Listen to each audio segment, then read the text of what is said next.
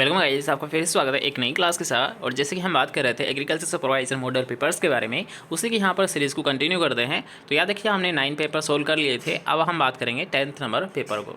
हिंदी और जीके को यहाँ पर हम सोल्व नहीं करेंगे, डायरेक्ट हम बात करेंगे एग्रीकल्चर के बारे में। तो चलते हैं नेक्स्ट क्वेश्चन की ओर, मतलब एग्रीकल्चर के हमारे मॉडल पेपर की तरफ। इससे पहले जो भी यहाँ पर नई स्टूडेंट है वो चैनल को सब्सक्राइब जरूर कर ले और पास के बेल आइकन को जरूर दबा दे, ताकि आने वाली जितनी भी नोटिफिकेशन है वो आपको साथ साथ मिलते रहे। ठीक है, चलिए क्लास को स्टार्ट करते हैं। वैसे याद रखिएगा कल आपको एग्ज़ाम में क्वेश्चंस पूछे गए थे, उनसे थोड़ा सा रूबरू करा देंगे, क्योंकि आपको पता होना चाहिए कि कैसे क्वेश्चंस आपको एग्जाम में पूछे जा रहे हैं। तो याद रखिएगा सबसे पहले जैसे कि अगर राजस्थान जीके की बात करता हूँ तो राजस्थान जीके में नॉर्मल क्वेश्चंस पूछे गए थे। कल आपका पेपर हुआ था एसआई का, ठीक है, आपने देखा होगा एसआई का पेपर हुआ था।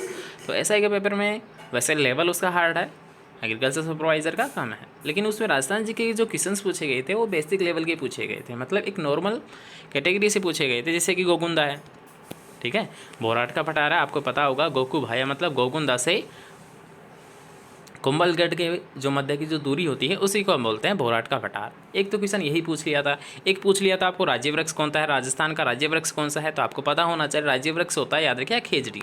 नॉर्मल क्वेश्चन था, सभी कर देंगे, याद रखिएगा। राज्य वृक्ष अगर आपको पूछता है तो राज्य वृक्ष होता है खेजड़ी और राज्य पुष्प होता है रोहिड़ा। राज्य पुष्प होता है, याद रखिए, रोहिड़ा। और इन दोनों को कब घोषित किया गया था? 1983 में। ठीक है, अगर वृक्षों से संबंधित क्वेश्चन आता है तो 1983 याद रखना। और जंतुओं से अगर आपको पूछा जाता है जैसे कि एनिमल पशु, ठीक है, मतलब जैसे चिंकारा है, जैसे कि राज्य पशु है चिंकारा है, राज्य पशु याद रखिएगा, ऊँट भी है। तो अगर इनका पूछा आता है तो 1981 याद रखना, और वृक्षों का अगर आपको पूछा आता है तो डायरेक्ट 1983 याद रखना। इतना तो याद रखोगे। एक स्लोगन आपको पूछा गया था, याद रखिए स्लोगन। पर्यटक का आपका टॉपिक है कि स्लोगन क्या है पर्यटक होगा, तो वो है पधारो नी मारे देश। पधारो नी मारे देश ये स्लोगन है जो कि अल्लाह जिलाबाई के द्वारा गाया गया था। और अल्लाह जिलाबाई याद रखिए एक प्रकार की मांड गायकी है, ये याद रखना। ये क्वेश्चंस थे जो कि आपको एग्जाम में पूछे गए थे। अब आते हैं हमारे टेस्ट मेबल की ओर। तो याद रखिए सबसे पहला क्वेश्चन है रॉक फास्फेट। तो रॉक फास्फेट में याद रखिए फास्फोरस की मात्रा 20 से 30% होती है, ठीक है। एक होता है रॉक फास्फेट, एक होता है बेसिक स्लेग। तो बेसिक स्लेग में याद रखिए 14 से 18% फास्फोरस पाई जाती है, और रॉक फास्फेट में याद रखिए 20 से 30% फास्फोरस पाई जाती है। लेकिन अब यहाँ पर क्वेश्चन आपको पूछा गया है कि रॉक फास्फेट जिसमें फास्फोरस की मात्रा 20 से 30 होती है, किस प्रकार की मृदाओं में इसका प्रयोग किया जाता है? तो याद रखिए रॉक फास्फेट का जो प्रयोग किया जाता है ये अम्लीय मृदाओं में किया जाता है। नेक्स्ट क्वेश्चन की डायरेक्ट यहाँ पर बात करेंगे कि ज्वार के पौधों से अधिकतम उपज प्राप्त करने के लिए प्रति हेक्टेयर उपयुक्त संख्या कितनी होती है? याद रखिए ऐसे संख्या की याद आपको ज़रूरत नहीं है, आप रखो तो याद रख सकते हो, अदरवाइज़ कोई दिक्कत नहीं। ऐसे क्वेश्चंस को आप बेशक छोड़ देना, क्योंकि ऐसे क्वेश्चंस ज़्यादा गलत होने के चांस है, सही के नहीं बल्कि गलत होने के ज़्यादा चांसेस रहते हैं। तो ऐसे क्वेश्चंस को आप छोड़ दे, वही बेहतर है, ठीक है, याद रखिएगा। नेक्स्ट क्वेश्चन की यहाँ पर बात करेंगे कि गेहूँ में ताजमोल दिखाई देती है। ताजमोल मतलब बताइए, सियाराई अवस्था। तो सियाराई अवस्था में होता क्या है ये बताइए पहले तो। चलिए इस क्वेश्चन के पहले याद रखिएगा कि एक होता है रबी, एक होता है खरीफ। ये तो आप जानते हैं, रबी को अक्टूबर से नवंबर हम लेते हैं और जून से जुलाई में हम खरीफ को ले लेते हैं। ओके, अब बात करते हैं यहाँ पर एक होता है, याद रखिए इपीजियल, एक होता है हाइपोजियल। एक होता है इपीजियल, एक होता है हाइपोजियल। तो अब यहाँ पर ध्यान से सुनना कि जो खरीफ होता है, सबसे पहले हम बात करेंगे खरीफ के बारे में, उसके बाद में हम बात करेंगे रबी के बारे में, ठीक है। तो खरीफ में क्या होता है, याद रखिए जो अंकुरण का प्रकार होता है ये किस प्रकार का होता है? ये होता है याद रखिए इपीजियल प्रकार का। इपीजियल, इपीजियल प्रकार का मतलब होता है क्या है? याद रखिएगा कि इसमें क्या होता है, याद रखिएगा जो अंकुरण या फिर प्रांकुर चोल है वो क्या करेगा, याद रखिएगा वो मर्दा से ऊपर आ जाएगा। मर्दा से अगर ऊपर आ रहा है और अंकुरण हो रहा है तो उसे हम बोलेंगे, याद रखिए इपीजियल, जिसे ऊपरी भूमि भी बोला जाता है, ऊपरी भूमि भी बोला जाता है। एक होता है हाइपोजियल। हाइपोजियल याद रखिए अरहर है। अरहर एक खरीफ की फसल है, लेकिन अरहर एक अपवाद है किसका? खरीफ फसलों का, क्योंकि खरीफ फसलों में सभी में याद रखिए ऊपरी भूमि को होता है, मतलब जो अंकुरण होता है ये भूमि से ऊपर आकर होता है। लेकिन याद रखिए अरहर है एकमात्र अपवाद है जिसका जो अंकुरण होता है ये मृदा की सतह में, ठीक है, मतलब हाइपोजियल होता है। इसका विशेष तौर पर ध्यान रखना। अरहर का आपको डायरेक्ट एग्जाम में पूछा जाता है कि अरहर में किस प्रकार का अंकुरण होता है? हाइपोजियल प्रकार का होता है। बाकी जितनी भी जो खरीफ फसलें हैं उनमें किस प्रकार का होता है? इपीजियल होता है। रबियों में हाइपोजियल होता है।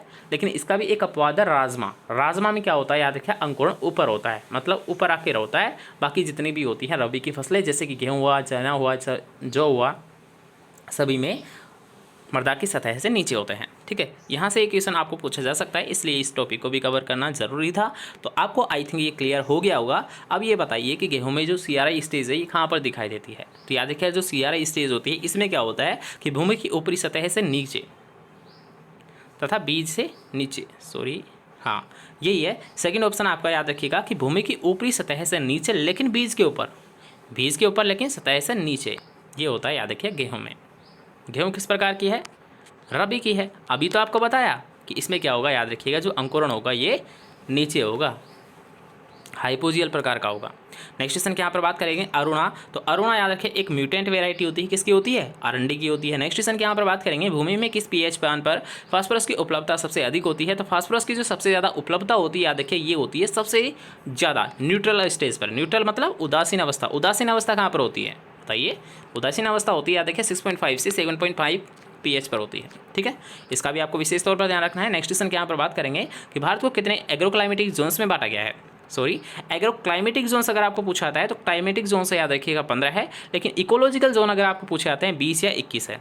ठीक है, दोनों में से अगर आपको कोई सा भी ऑप्शन में देखने को मिलता है तो आप 20 या 21 याद रखिएगा, डायरेक्ट आपको एग्जाम में देखने को मिल जाएगा। यहाँ पर दोनों है, थोड़ा सा यहाँ पर कन्फ्यूज़ रहेगा। वैसे ऐसी दृष्टि में आपका 21 शायद राइट आंसर रहेगा।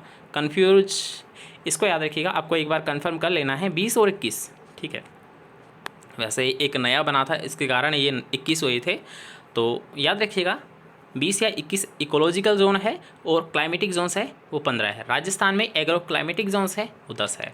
ठीक है, चलिए नेक्स्ट क्वेश्चन के यहाँ पर बात करेंगे कि सरसों में तेल का कड़वापन किसके कारण होता है। तो याद रखिए सबसे पहले तो तेल में कड़वापन, बताइए कड़वापन होता है याद रखिए आइसोथायोसाइनेट के द्वारा। किसके द्वारा होता है, आइसोथायोसाइनेट्स के द्वारा होता है,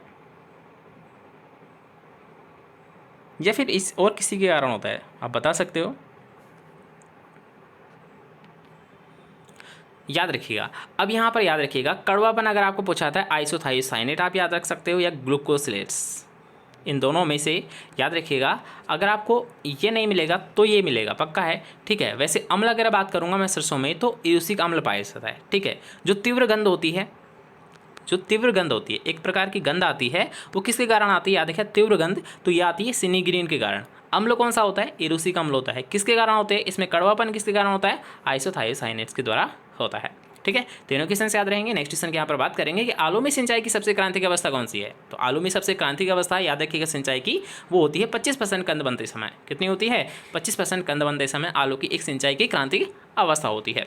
नेक्स्ट क्वेश्चन के यहाँ पर बात करेंगे जिसमें आपको पूछा गया है कि HCN धुरीन एक विषैला रसायन होता है जिसका निर्माण जड़ों में होता है, व पत्तियों में इसका संचयन होता है। किस फसल से संबंधित है, याद रखिए एक HCN होता है, इससे भी आपको एग्जाम में क्वेश्चन देखने को मिल जाते हैं। ये होता है मुख्यतः ज्वार से, मतलब ज्वार आपकी जो फसल है याद रखिएगा ये मोटे अनाजों वाली फसल है, जो कि याद रखिए मोटे अनाजों का राजा भी कहलाता है। जो ज्वार है याद रखिए मोटे अनाजों वाली फसलों का राजा है। और इसके साथ साथ याद रखिएगा इसमें क्या होता है, एक HCN जिसे हम धुरीन अम्ल भी बोलते हैं, याद रखिए प्रूसिक अम्ल भी जिसे हम बोलते हैं, जिसकी मात्रा अगर मान लीजिए 0.5% से अधिक हो जाती है तो ये नुकसानदायक होती है। 0.5% से अधिक अगर हो जाती है तो वो नुकसानदायक होती है। ठीक है, याद रखिएगा। और अब यहाँ पर विशेष तौर पर आपको ध्यान रखना है कि याद रखिए HCN का अगर आपको पूछा था निर्माण या संश्लेषण, तो निर्माण या संश्लेषण तो होता है याद रखिए जड़ में, लेकिन इसका संचयन याद रखिएगा, संश्लेषण का मतलब होता है निर्माण होना और संचयन का मतलब होता है एकत्रित होना। तो संचयन होता है याद रखिएगा इसका पत्तियों में होता है, मतलब बनता तो ये जड़ों में है लेकिन ये जब एकत्रित होता है ये आ जाता है पत्तियों में, तो पत्तियों में ये आकर संचयन हो जाता है, जम जाता है। ठीक है, याद रहेगा। नेक्स्ट क्वेश्चन के यहाँ पर बात करेंगे जिसमें आपको पूछा गया है कि जाइगोग्रामा बाइक्लोरेटा नामक मित्र कीट का प्रयोग किस खरपतवार के नियंत्रण के लिए किया जाता है। तो आपको पता होना चाहिए जाइगोग्रामा बाइक्लोरेटा, याद रखिएगा ये होता है पार्थिनियम हिस्टेरोफोरस। पार्थिनियम हिस्टेरोफोरस किसका नाम होता है, गाजर घास का नाम होता है। गाजर घास को याद रखिएगा कांग्रेस घास के नाम से भी जाना जाता है। खरपतवारों का राजा भी इसे बोला जाता है। खरपतवारों का राजा किसे बोला जाता है, गाजर घास को ही बोला जाता है। और एलियन वीड का एग्जाम्पल भी याद रखिए गाजर घास ही है। एलियन वीड मतलब बाहर से फॉरेन कंट्री से उसे लाया गया था किसी सजावटी रूप में, लेकिन यहाँ पर आकर वो याद रखिएगा वीड बन चुका है, तो वो कहलाते हैं एलियन वीड। नोक्सियस वीड होते हैं याद रखिएगा वे वीड जो कि याद रखिएगा जिनका आसानी से नियंत्रण नहीं किया जा सकता। सैटेलाइट वीड क्या होते हैं, सैटेलाइट वीड का मतलब होता है ऐसे वीड याद रखिएगा जिनका जो वो पकते हैं, उसी टाइम याद रखिए फसल हमारी पकती होती है। इसके कारण क्या होती है याद रखिए, सेम कंडीशन मतलब सेम टाइम में अगर पकने के कारण उनके बीज है हमारी फसल में मिल जाते हैं। इस प्रकार के वीडों को सैटेलाइट वीड कहा जाता है। नोक्सियस हम बात कर चुके हैं। नोक्सियस वीड का मतलब होता है वे वीड जिनके बीजों को हमारे मतलब फसल के बीजों से निकालना आसान नहीं होता, मतलब कठिन होता है, वो कहलाते हैं नोक्सियस वीड। याद रखना वेरी इंपॉर्टेंट, यहाँ पर डेफिनेशन से वीड की जरूर पढ़ लेना, क्योंकि वीड की डेफिनेशन से भी आपको एक क्वेश्चन मिलेगा।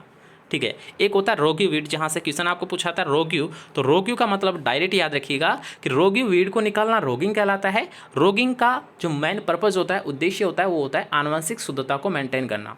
तो अब याद रखिएगा रोग्यू वीड होता क्या है, तो याद रखिए एक किस्म में दूसरी किस्म का उगना, जैसे कि गेहूँ की कल्याण सोनामी सोनालिका का उगना, गेहूँ की कल्याण सोनामी सोनालिका का उगना ही क्या कहलाता है, रोगिंग कहलाता है, या फिर रोग्यू वीड कहलाता है। ठीक है, रोग्यू वीड मतलब किसी भी एक फसल की दो किस्मों का आपस में या फिर एक किस्म में दूसरी किस्म का पौधा उगना ही क्या कहलाता है, रोग्यू वीड कहलाता है।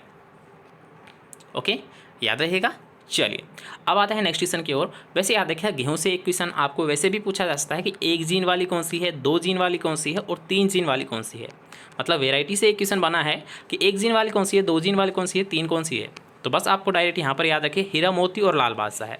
हीरा मोती और लाल बादशाह तो याद रखिए तीन जीन वाली है।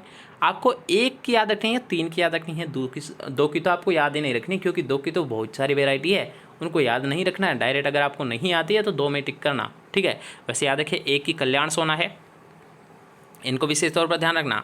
एक कल्याण सोना है, एक सोनालिका है। सोनालिका और कल्याण सोना याद रखिएगा, ये दोनों क्या है, एक जीन वाली है, तीन जीन वाली हीरा मोती और लाल बादशाह है। ठीक है, इनको विशेष तौर पर ध्यान रखना। और सभी दो जीन में आ जाती है। और तीन जीन वाली जो वेराइटीज़ थी इनका निर्माण कब हुआ था, 1970 में हुआ था। ये भी क्वेश्चन आपको एग्जाम में पूछा गया है कि कब ट्रिपल जीन वेराइटीज़ को रिलीज़ किया गया था, 1970 में रिलीज़ किया गया था। ठीक है, ये कुछ क्वेश्चन से याद रखिए आपको एग्जाम में पूछे गए हैं। अब इनको अगर आप छोड़ोगे तो आप बहुत पीछे चले जाओगे, इसलिए विशेष तौर पर इनका भी आप ध्यान रखते रहिए। बस आपको सुनना है। ठीक है, अब आपको लिखना नहीं है, केवल आपको सुनना है। तो नेक्स्ट क्वेश्चन पर आते हैं। सूरजमुखी का तेल अच्छी गुणवत्ता का तेल होता है क्योंकि इसमें पाया जाता है। याद रखिएगा सूरजमुखी का तेल एक अच्छी गुणवत्ता का माना जाता है, अच्छी क्वालिटी का माना जाता है, लेकिन क्यों, इसमें क्या कारण होता है, इसमें ऐसी खासियत क्या होती है। तो इसकी खासियत क्या होती है याद रखिएगा कि इसमें होता है, याद रखिए अनसेचुरेटेड फैटी अम्ल। अनसेचुरेटेड याद रखिएगा, अनसेचुरेटेड फैटी एसिड इसमें पाया जाता है। अनसेचुरेटेड फैटी अम्ल इसमें पाया जाता है, किसमें, सूरजमुखी में। ओके, नेक्स्ट क्वेश्चन की यहाँ पर बात करेंगे, जिसमें आपको पूछा गया है कि सामान्यतः चारे के लिए उगाई जाने वाली जई में कितनी प्रकार की कटाई करनी चाहिए, मतलब कितनी कटाई की जाती है। तो याद रखिएगा, आपको नॉर्मल सा क्वेश्चन है, आसानी से ध्यान रखिएगा। कितनी कटाई की जाती है इसमें, नॉर्मल है, दो कटाई कर लेंगे। अगर हमें चारा ही लेना है तो दो कटाई ले लेंगे। नेक्स्ट क्वेश्चन की यहाँ पर बात करेंगे, काफ़ी इंपॉर्टेंट क्वेश्चन है कि मूंगफली में किस पोषक तत्व की कमी के कारण फलियों में दाना का विकास नहीं होता है। क्वेश्चन को मैं फास्ट इसलिए बोल रहा हूँ क्योंकि आपको क्वेश्चन दिखाई दे रहा है। आप अगर एक बार पढ़ लोगे, एक बार आप सही से सुन लोगे तो कोई दिक्कत नहीं है, आपको क्वेश्चन पता है। बस आपको आंसर यहाँ पर जानने हैं कि मूंगफली में किस पोषक तत्व की कमी के कारण फलियों में दाना का विकास नहीं होता है। तो याद रखिएगा, ये होती है मूंगफली की फलियों में दाना नहीं बनना, एक क्रिया होती है पॉपिंग। क्या होती है, पॉपिंग। और पॉपिंग क्रिया याद रखिए कैल्शियम की कमी से होती है। किससे होती है, कैल्शियम की कमी होती है। इसलिए याद रखिए जो पॉपिंग की क्रिया जो मूंगफली में होती है, इसको कंट्रोल करने के लिए, इसको नियंत्रित करने के लिए याद रखिए किसका प्रयोग किया जाता है, जिप्सम का प्रयोग किया जाता है। और जिप्सम का फॉर्मूला क्या होता है, कैल्शियम सल्फेट डॉट 2H2। याद रखिएगा, वही जिप्सम की यहाँ पर बात कर रहे हैं जिसका प्रयोग याद रखिए सारी मृदाओं के नियंत्रण के लिए किया जाता है। बस इतना याद रखिएगा।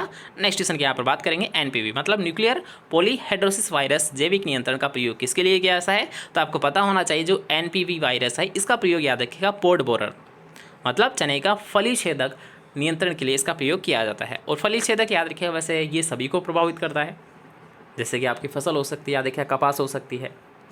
ठीक है, चना तो आपकी है ही। तो याद रखिए जितनी भी जो फलियाँ हैं जिनमें पोड़ बनते हैं उनको ये हानि पहुँचाती है। तो कपास में पोड़ बनते हैं, इतना तो पता है ना। जो रोई बनती है वो पोड़ में ही बनती है। एक बॉल होती है जिसे हम बॉल बोलते हैं, तो वो भी एक तरह का पोड ही होता है, उसको भी हानिकारक पहुंचाता है। तो उसको भी विशेष तौर पर ध्यान रखिएगा। अब आते हैं नेक्स्ट क्वेश्चन की ओर कि निम्नलिखित में से कौन सी फसल का फंदा फांस फसल का उत्तम उदाहरण है। मतलब ट्रैप क्रॉप। ट्रैप क्रॉप का मतलब होता है, याद रखिएगा, ऐसी कोई फसल है जो कि याद रखिएगा कीटों को अपनी ओर आकर्षित कर रही है। तो याद रखिएगा सबसे पहला जो सबसे मोस्ट इंपॉर्टेंट है ट्रैप क्रॉप का, वो होता है भिंडी, लेकिन भिंडी हमारे ऑप्शन में ही नहीं है। तो ऐसी कंडीशन में हम क्या करेंगे बताइए? सरसों को लेंगे, अलसी को लेंगे, तोरिया को लेंगे या फिर मूंगफली को लेंगे? तो हमें पता है किसको लेंगे, सरसों को ले लेंगे। क्यों? क्योंकि याद देखिए सरसों का जो नियंत्रण है डीबीएम के लिए किया जाता है। किसके लिए किया जाता है? डीबीएम के लिए। किस में किया जाता है? पत्ता गोभी, फूल गोभी या फिर कोल क्रॉप्स में किया जाता है। किस में किया जाता है? कोल क्रॉप्स में किया जाता है। किसका प्रयोग किया जाता है? सरसों का प्रयोग किया जाता है। लेकिन यहाँ पर अगर आपको पूछ लिया जाता कैच क्रॉप, तो कैच क्रॉप में याद रखिएगा, कैच क्रॉप का मतलब है जो, याद रखिएगा, फसल अवधि जिसकी कम होती है, मतलब कम समय में जिससे हम अधिक उत्पादन ले सकते हैं, वो होती है कैच क्रॉप। तो ये होती है तोरिया। ठीक है, याद रहिएगा। नेक्स्ट क्वेश्चन की यहाँ पर बात करेंगे, तंबाकू में टॉपिंग और डीसकरिंग करने का मुख्य उद्देश्य क्या होता है? वैसे याद रखिए टॉपिंग का मतलब होता है कोई पौधा है उसमें ऊपर वाला हिस्सा को हम हटा देते हैं। ऊपर वाले हिस्से को याद रखिए टॉपिंग या निपिंग। निपिंग आप जानते होंगे, निपिंग मुख्यतः याद रखिए चने में की जाती है, जिसकी रासायनिक नियंत्रण अगर आपको करना है टीबा का आप 75 ppm का यूज़ कर सकते हो। और अगर आपको वैसे ही यूज़ करना है तो आप भेड़ों को अपने खेत में चरा सकते हो। मतलब वो क्या करेंगे, ऊपर ऊपर के भाग को तोड़ कर खा जाएंगी। और ये ऊपर का भाग तोड़ना ही क्या कहलाता है? एक तरह का टॉपिंग या नीपिंग कहलाता है। बस सुनना है आपको, सब यहाँ पर हाईलाइट हो जाएंगे आपकी। याद रखिए आप क्रॉप आपकी कंप्लीट हो जाएंगी। हर एक तरीके के क्वेश्चन यहाँ पर आ रहे हैं, तो आपको बस केवल सुनना है। ठीक है, क्वेश्चन यहाँ इसे रिपीट होते हैं बार बार, तो इनका विशेष तौर पर ध्यान रखना है कि टॉपिंग और डिसकरिंग का मुख्य उद्देश्य क्या है। अभी आपको बताए थे, याद रखिए पार्श्व शाखाओं को वृद्धि करना, मतलब ऊपर हम तोड़ेंगे। क्यों? क्योंकि याद रखिए उसकी जो लेटरल ब्रांचेज है, ये पार्श्व की शाखा ही, इनमें वृद्धि हो सके। ठीक है, तो इसका पार्श्व शाखाओं की वृद्धि करने ही हमारा मेन उद्देश्य होता है। नेक्स्ट क्वेश्चन क्या पर बात करेंगे, साइलेज का पीएच मान कितना होता है? तो साइलेज का पीएच मान कितना होता है बता सकते हो? बताइए दीजिए। साइलेज याद है कि हल्का अम्लीय कंडीशन में होता है, तो हल्का अम्लीय 4 हम मान लेंगे। ठीक है, वैसे जेली का भी पीएच अगर आपको पूछा आता है तो जेली का पीएच याद है क्या? 3.3 होता है। कितना होता है? 3.3 होता है। नेक्स्ट क्वेश्चन क्या पर बात करेंगे, सिंचाई की कुंड विधि में कुंड का कितना भाग गीला होता है? मतलब जो हम फरो मेथड लेते हैं उसमें कितना भाग गीला हो जाता है? तो याद रखिएगा 3/4 भाग। नेक्स्ट क्वेश्चन की यहाँ पर बात करेंगे फ्लिंट कॉर्न, जिसका हमारे यहाँ पर सबसे ज़्यादा उत्पादन लिया जाता है। भारत में सबसे ज़्यादा याद रखिएगा फ्लिंट कॉर्न का ही प्रयोग किया जाता है, और इसे हम बोलते हैं इंडोराटा। क्या बोलते हैं? इंडोराटा।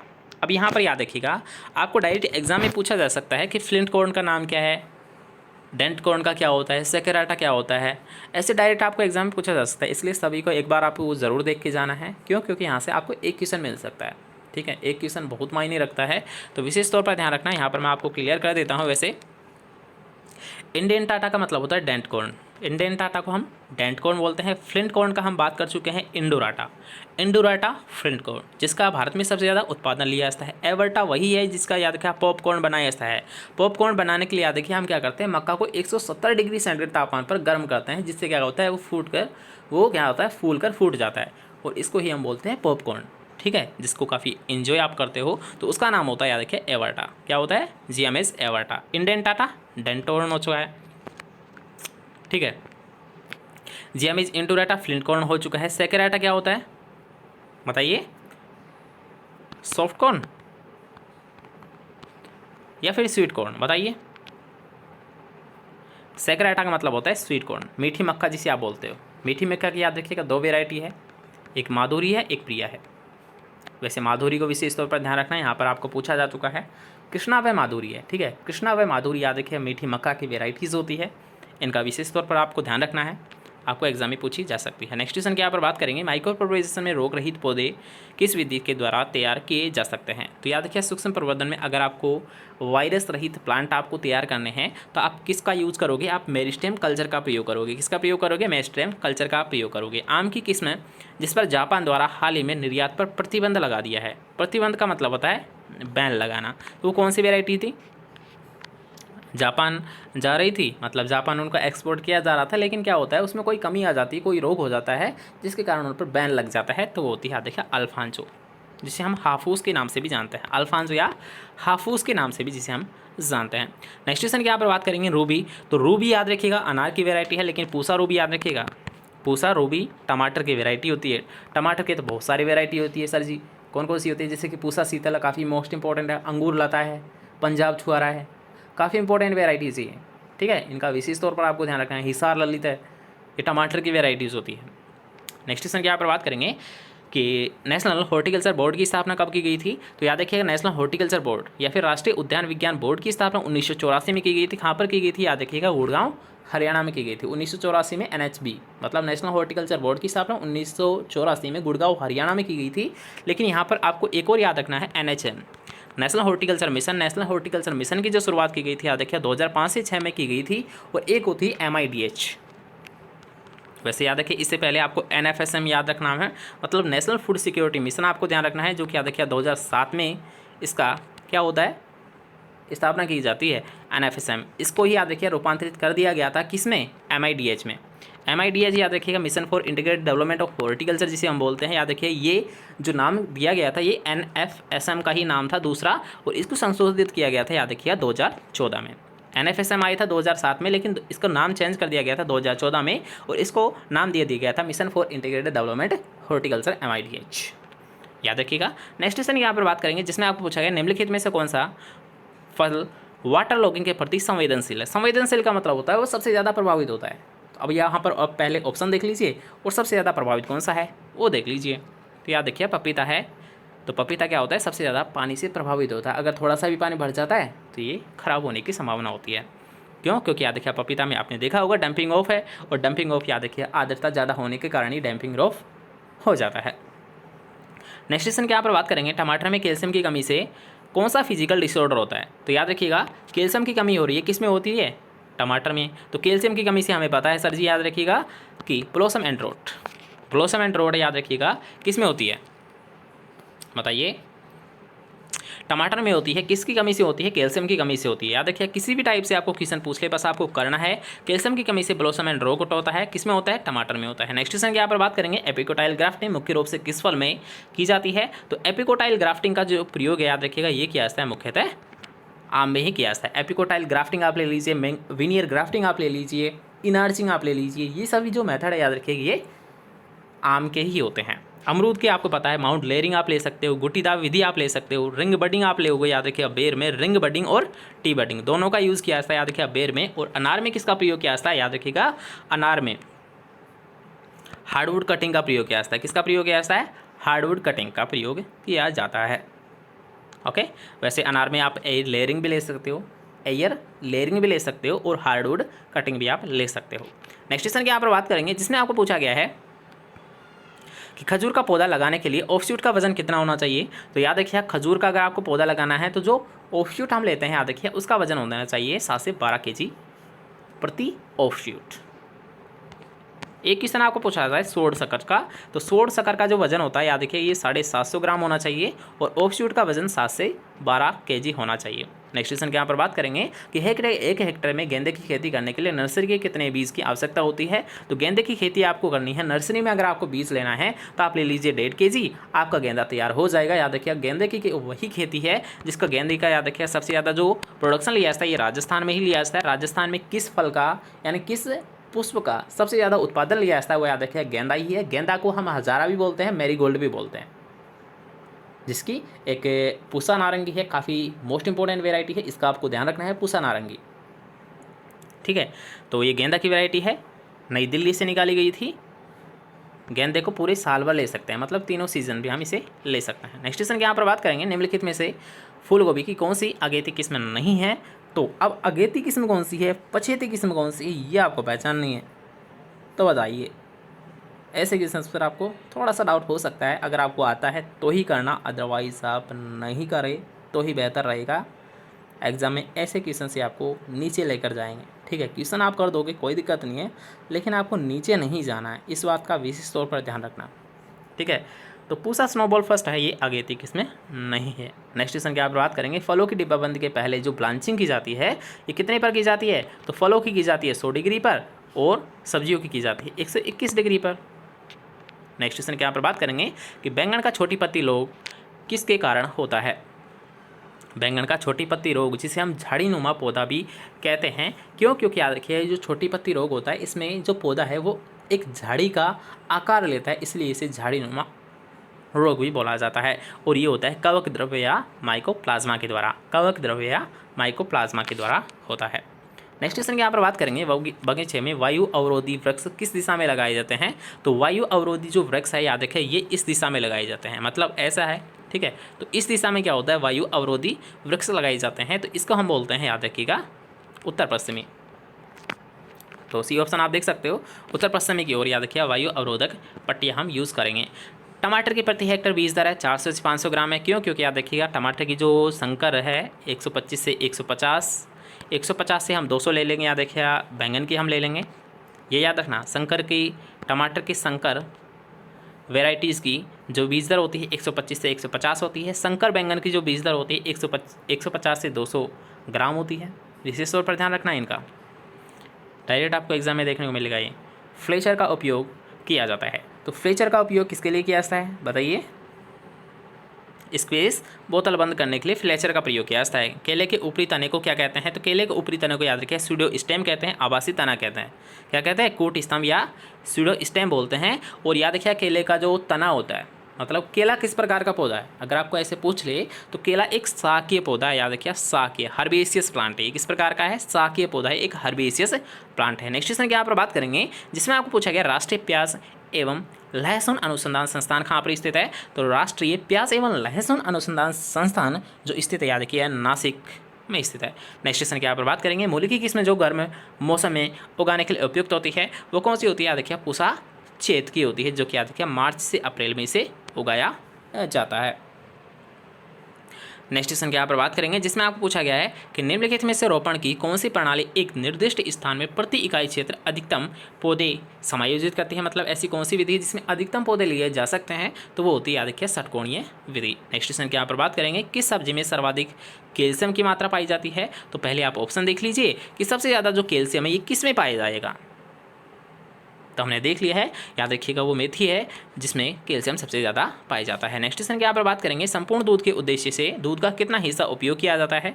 तो संपूर्ण दूध के उद्देश्य से याद रखें लगभग 33% हिस्सा ही हम यूज़ कर पाते हैं। अंगोरा ऊन किससे प्राप्त की जाती है, याद रखिए अंगोरा ऊन है ये खरगोश से प्राप्त की जाती है, लेकिन अंगोरा जो नस्ल है याद रखिए ये बकरी की नस्ल होती है। अंगोरा नस्ल होती है याद रखिए ये बकरी की नस्ल होती है।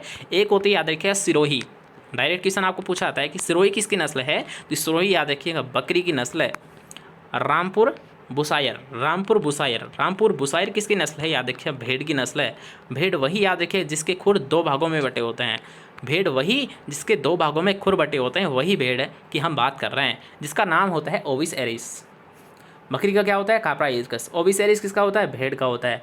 भैंस का क्या होता है, बुबलस बुबलस और बुबलस सेनेरेंसिस, दलदली भैंस का सेनेरेंसिस कहते हैं, ठीक है। उसमें 48 गुणसूत्र पाए जाते हैं और हमारे यहाँ पर पाए जाते हैं इसमें 50 गुणसूत्र पाए जाते हैं। गाय और बकरी की बात करेंगे तो इनमें गुणसूत्र होते हैं 60, भेड़ में कितने होते हैं 54 गुणसूत्र होते हैं, मुर्गी में कितने होते हैं 78 होते हैं, ऊँट में कितने होते हैं 74 गुणसूत्र होते हैं, ठीक है। यहाँ से भी क्वेश्चन आपको डायरेक्ट पूछा जाता है, तो इनका भी आपको विशेष तौर पर ध्यान रखना है। नेक्स्ट क्वेश्चन की यहाँ पर बात करेंगे पशुओं में पिका रोग, जिसे पाइका रोग भी आप बोल सकते हो, तो ये होता है फास्फोरस की कमी से। अब फास्फोरस क्या है, एक तरह का क्या है, पोषक तत्व है, तो पोषक तत्व या खनिज पदार्थ, तो खनिजों की कमी से होता है। नेक्स्ट क्वेश्चन क्या यहाँ पर बात करेंगे, एक गाय सूखा चारा, लकड़ी, मिट्टी आदि को खाती है तो उसके शरीर में किसकी कमी हो जाती है। आपने देखा होगा, याद देखिए अगर कोई भैंस है, कोई पाड़ी है, कोई गाय है, अगर वो किसी ईंट को खा रही है या फिर उसको चाट रही है तो ऐसे लक्षण वो तभी प्रकट करेगी जब उसमें याद रखिए फास्फोरस की कमी हो जाएगी। तो राइट आंसर क्या है, सेकंड ऑप्शन। नेक्स्ट क्वेश्चन यहाँ पर बात करेंगे कि सूखे चारे की गुणवत्ता को सुधारा जा सकता है, तो याद रखिएगा इसका प्रयोग हम, अगर आपको चारा की गुणवत्ता आपका मेंटेन करनी है, गुणवत्ता या फिर क्वालिटी को आपको इंप्रूवमेंट करना है, तो आप यूरिया का भी यूज़ कर सकते हो। इसके साथ साथ आप नमक का भी प्रयोग कर सकते हो। वैसे अगर आपको ज़्यादातर देखने को मिलेगा ऑप्शन में, अगर आपको नमक या यूरिया देखने को मिले और उपयुक्त सही नहीं मिले तो आपको उस कंडीशन में याद रखें यूरिया को ही ज़्यादा फोकस करना है, क्योंकि यूरिया का विशेष तौर पर ध्यान दिया जाता है सूखे चारे की गुणवत्ता को इंप्रूवमेंट करने के लिए। नेक्स्ट क्वेश्चन के यहाँ पर बात करेंगे बकरी की कौन से नस्ल मांस के लिए सभी नस्लों में सर्वश्रेष्ठ होती है। तो मांस के लिए सबसे जो बेस्ट है, सबसे श्रेष्ठ है, सबसे उत्कृष्ट है, वो होती है ब्लैक बंगाल। कौन सी होती है, ब्लैक बंगाल। नेक्स्ट क्वेश्चन के यहाँ पर बात करेंगे कि गाय की संकर नस्लों में किस नस्ल का सबसे अधिक दूध उत्पादन प्रति ब्यात होता है। तो सबसे अधिक दूध है 21 का होता है, बताइए। जर सिंध का होता है। नेक्स्ट क्वेश्चन के यहाँ पर बात करेंगे जिसमें आपको पूछा गया है भैंसों के संतुलित आहार में होता है, तो याद रखिएगा जो रफेज होता है उसका होता है 2/3 भाग और 1/3 भाग होता है बाटा। बाटा मतलब कंसनट्रेट, रफेज चारा को बोलते हैं, ठीक है। तो 1/3 2/3 वैसे याद रख सकते हो, 1/2 या फिर 2/3 आसानी से याद रख सकते हो। डायरेक्ट आपको एग्जाम में देखने को मिल सकता है ये भी क्वेश्चन, ठीक है, याद रखिएगा। नेक्स्ट क्वेश्चन की यहाँ पर बात करेंगे कि गाय के घी का साबोनिकेशन मान, मतलब सैफोनिकेशन मान क्या होता है। तो सैफोनिकेशन मान बस आपको डायरेक्ट याद रखना है 2:2। कितना याद रखना है 2:2, क्या सैबुनी या फिर सैफोनिफिकेशन मान। तो यहाँ पर राइट आंसर क्या हो जाएगा 220 से 226। नेक्स्ट क्वेश्चन की यहाँ पर बात करेंगे कि गाय के बछड़े को माँ से अलग रखकर पालना, याद रखिएगा, विनिंग कहलाता है, लेकिन माँ के बछड़े को साथ रखकर पालना सकलिंग कहलाता है। साथ रहकर पालना सकलिंग कहलाता है। से याद रखना, सकलिंग साथ रखा जाता है तो सकलिंग, और अलग रखा जाता है तो उसे हम बोलते हैं विनिंग। और विनिंग की जो ये प्रोसेस है ये मुख्यतः याद रखिएगा जहाँ पर ज़्यादा होते हैं, मतलब डेयरी हाउस होते हैं, डेयरी हाउसों में इसका प्रयोग मुख्यतः किया जाता है। नेक्स्ट क्वेश्चन की यहाँ पर बात करेंगे, हिमीकृत वीर्य को तरल नाइट्रोजन में कितने तापमान पर रखा जाता है। तो जो याद रखिएगा जो तरल नाइट्रोजन होता है इसे -196 डिग्री सेंटीग्रेड तापमान पर रखा जाता है। किसमें, तरल नाइट्रोजन में। वैसे याद रखिए CO2 का भी प्रयोग किया जाता है। CO2 की जो टेम्परेचर लिया जाता है ये लिया जाता है 79 डिग्री सेंटीग्रेड तापमान और CO2, ठीक है। दोनों अगर आपको ऑप्शन में मिले तो दोनों राइट होंगे, केवल आपको एक ऑप्शन में मिलता है तो याद रखिए तरल नाइट्रोजन का विशेष तौर पर ध्यान दिया जाता है या फिर उसका प्रयोग मुख्यतः किया जाता है। नेक्स्ट क्वेश्चन की यहाँ पर बात करेंगे कि राष्ट्रीय पशु आनुवंशिकी ब्यूरो कहाँ पर स्थित है। बताइए, नेशनल ब्यूरो आनुवंशिक ब्यूरो कहाँ पर स्थित है। नई दिल्ली, करनाल, हैदराबाद या फिर बेंगलोर। तो आपको पता है जितने भी जो रजिस्टर्ड ब्रीड है ये NBPGR के द्वारा ही दी गई है। सॉरी, प्लांट जेनेटिक रिसोर्सेज होता है ये तो नई दिल्ली में है। यहाँ पर हम बात करें एनिमल जेनेटिक रिसोर्सेज, मतलब इसको याद रखना NBAGR, national bureau of animal genetic resources. ये कहाँ पर स्थित है, याद रखिए करनाल में स्थित है। कहाँ पर स्थित है, करनाल में स्थित है। और इसी के द्वारा याद रखिए जितनी भी यहाँ पर रजिस्टर्ड ब्रीड दी गई है, मतलब रजिस्टर्ड नस्लें दी गई है, वो भी याद रखिए इसी के द्वारा दी गई है। नेक्स्ट क्वेश्चन की यहाँ पर बात करेंगे, खीस का pH मान कितना होता है। तो बताइए जल्दी से, खीस का pH मान कितना होता है।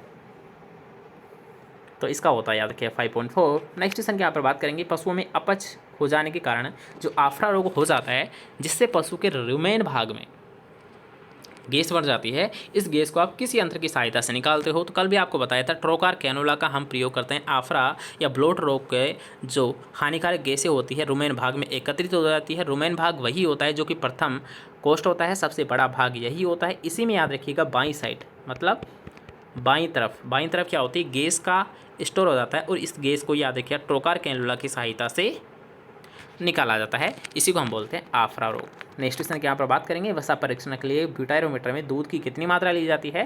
तो 10.75, मतलब 10.75 ml ली जाती है। वैसे इसको आप बोल सकते हो 10.75 ml, ठीक है, लेकिन हमें याद रखना है। याद रखने के लिए आप डायरेक्ट याद रखिए 10.75। ओके, नेक्स्ट क्वेश्चन की यहाँ पर बात करेंगे जिसमें आपको पूछा गया डबल टोन दूध।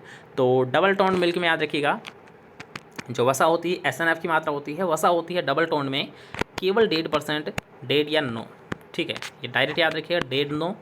और केवल टोन्ड होता है उसका 3 साढ़े 8, 3 साढ़े 8, 1.5 9। कैसे याद रखोगे कि जो टोन्ड दूध होता है उसमें 3% वसा होती है, SNF होता है ये 8.5% होता है, लेकिन जो डबल टोन्ड होता है उसमें वसा होती है कम और SNF होता है ज़्यादा, मतलब 1.5 9, ठीक है, याद रहेगा। चलिए, तो यहाँ पर बात कर रहे हैं हम डबल टोन की, तो हमारा 1.5 और 9 राइट आंसर हो जाएगा। नेक्स्ट क्वेश्चन के यहाँ पर बात करेंगे कि भेड़ का CSWRI मालपुरा टोंक में विकसित है। यहाँ से एक वेराइटी निकाली गई थी, सॉरी एक ब्रीड निकाली गई थी, वो थी अविकालीन। तो अविकालीन काल से माल याद रखिएगा, काल से माल याद रखिएगा, बस आपका राइट आंसर हो जाएगा। मतलब रेम्बुलो तो आपको पता ही होता है, मेरिनो आपको पता होता है, तो मेरिनो इंटू मालपुरा का जो क्रॉस है वही कहलाती है अविकालीन। नेक्स्ट क्वेश्चन के यहाँ पर बात करेंगे जिसमें आपको पूछा गया है कि गौ पशु के ब्याने के बाद अधिकतम दूध उत्पादन कितने समय बाद होता है। तो याद रखिएगा 98 का क्वेश्चन के यहाँ पर आपका राइट आंसर हो जाएगा 8 से 10 सप्ताह बाद। दलदली भैंसिन सेरस जिनस से संबंधित है तथा मुख्यतः प्रयोग की जाती है। तो याद रखिएगा जो दलदली भैंसें हैं इनका जो प्रयोग किया जाता है मुख्यतः ये किया जाता है भार वहन के लिए। ठीक है। जो दलदली भैंसें होती है जो कि फॉरेन कंट्रीज़ में पाई जाती है, उनका प्रयोग मुख्यतः किया जाता है कृषि कार्य के लिए, भार वहन करने के लिए। नेक्स्ट क्वेश्चन है, लास्ट क्वेश्चन है कि पशुशाला को धोने के लिए फिनाइल का कितना प्रतिशत घोल का आप प्रयोग करोगे? तो केवल हम यूज़ करेंगे 1%। फिनाइल का प्रयोग किया जाता है, ये केवल 1% यहाँ पर यूज़ किया जाता है। आई थिंक यहाँ पर हमने 60 क्वेश्चंस किए हैं, इसके साथ साथ बहुत सारे क्वेश्चंस यहाँ पर हमने किए हैं। तो आपको यहाँ पर 30 मिनट में बहुत सारे क्वेश्चंस देखने को मिले हैं। तो बस आपको यहाँ पर केवल सुनना था, आपने सुना, अच्छी बात है। ठीक है, तो चलिए, कुछ याद भी आपको हुआ होगा। अगर आपको वीडियोस अच्छी लगती है तो वीडियो को लाइक कर दिया करो, शेयर कर दिया करो, और चैनल को सब्सक्राइब नहीं किया है तो चैनल को कर लेना सब्सक्राइब। हम मिलते हैं फिर से नेक्स्ट क्लास के साथ।